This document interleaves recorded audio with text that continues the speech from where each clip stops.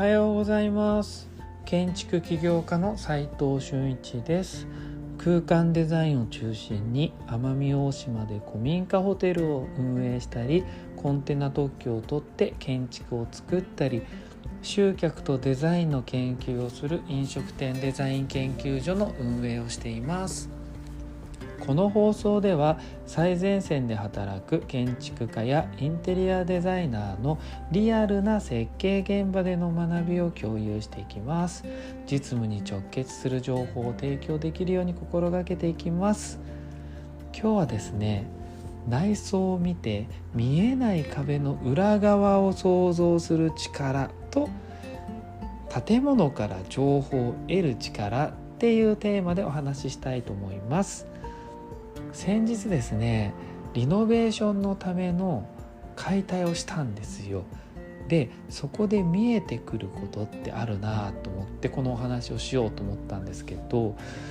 建物をリノベーションする内装工事ではですね、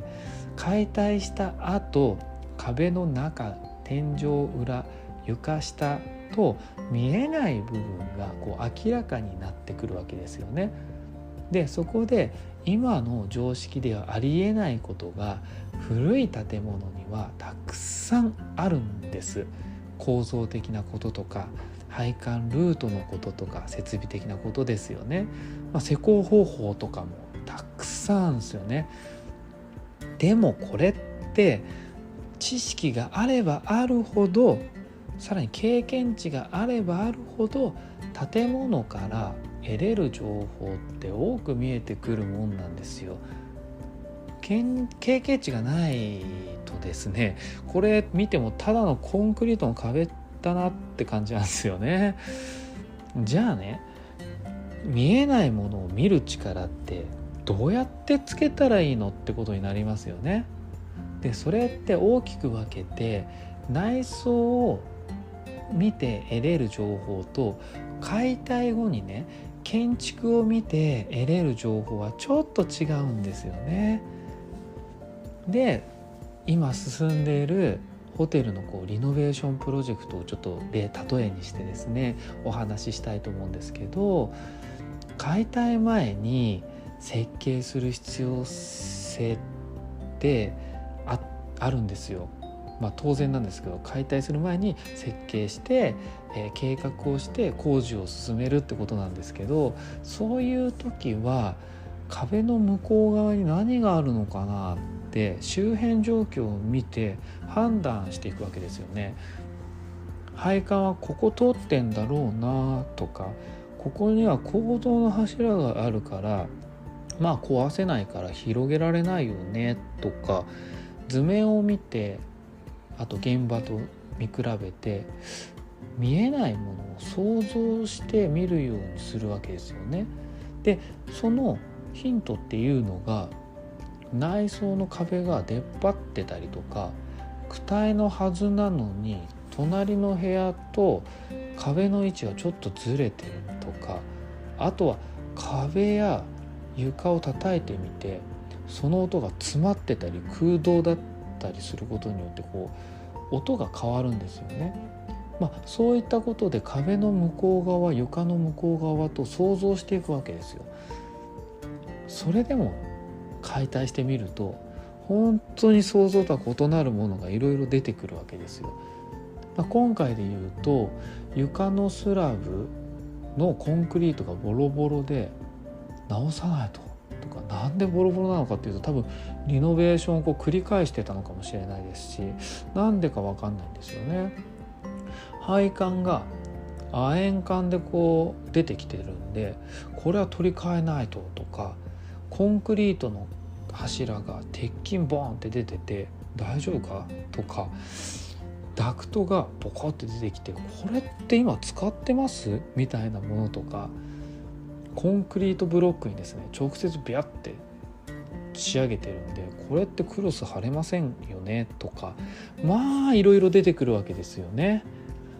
なので解体後はデザイナーが検証して決断することが本当多いんです。でもこれって分からないと検証もできないで、判断も決断もできないで、そうなると現場は進まないし、オーナーさんももちろん分かんないんで、みんな困っちゃうわけですよね。ここで現場監督さんがやってくれるってこともあるんですけれども、空間デザインに関わってくることって結構多いんで、絶対に知っておいた方がいいわけです。ここではですね、どうしたかというと、コンクリートスラブは、とりあえず土間打ちするしかないですよね。要はフラットにして、そうしないとユニットバスを置く予定だったんで置けないですよね、ガタガタして。配管は亜鉛管だと劣化して水漏れちゃうんで、これもう取り替えるしかない、塩ビ管にね。だけど壁の中入ってっからどこまで壊すことになっちゃうんだろうっていう、それによって内装はどこまで影響出るんだろうっていうのもあるんですけども、でもやるしかないわけですよね。コンクリートの壁についてはたまたま海側に露出してない部分なんで、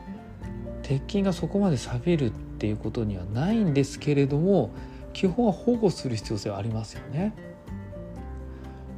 で、構造的なものに関しては建物全体的なことなんで、小手先の内装工事ではどうにもならんわけですよ。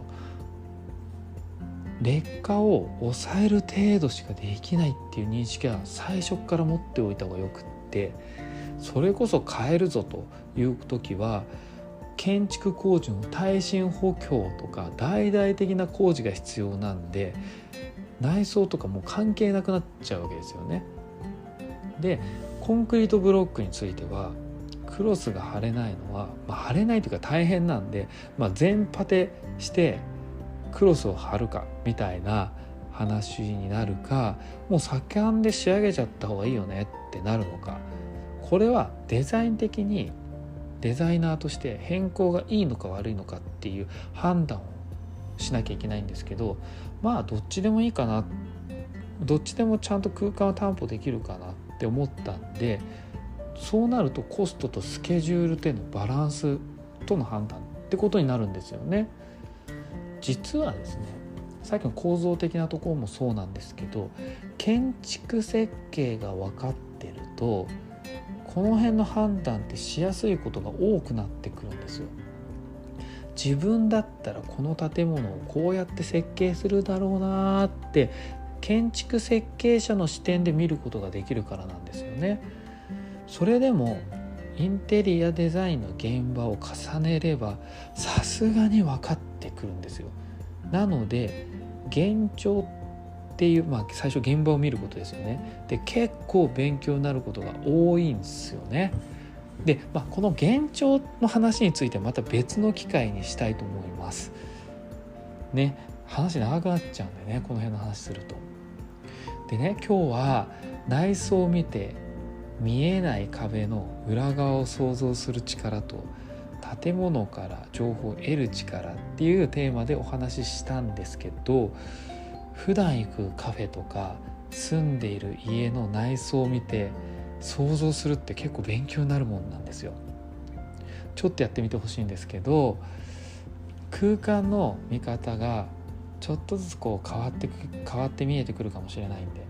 やってみてください。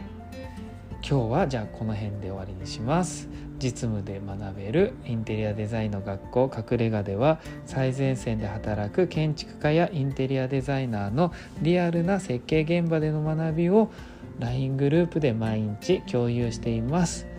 今日のお話で疑問に思ったり、実際やってみたいなって知りたいなって思った方は一度覗いてみてください。それでは今日しかない大切な時間を全力で楽しみましょう。建築起業家の斉藤俊一でした。ではまた。